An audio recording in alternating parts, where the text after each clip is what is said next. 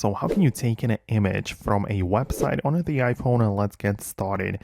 If you're new here, most definitely subscribe so you don't miss tutorials and videos like this one, right? So I'm going to, for example, go to the unsplash.com, which is a great app or a website where you can just download photos for your projects, right? So I'm going to open up some images and then actually have like the download button available.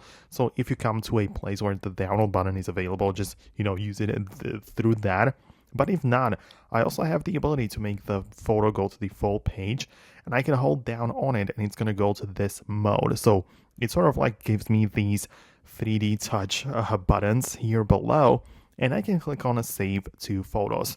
So this will literally make the photo appear in my gallery next to all of the pictures and videos which I captured through my camera, right? So this is how I can download it or take the image from the website. So that is naturally one way of doing that. Outside of that, we also have the share button, which appears when you hold down on it like this, and you have the ability to save it to the Files app, right? Or, place it somewhere else or share it over some other like platform. So there are more ways how you can do this. Like you can click on copy, so there are more ways, as I say.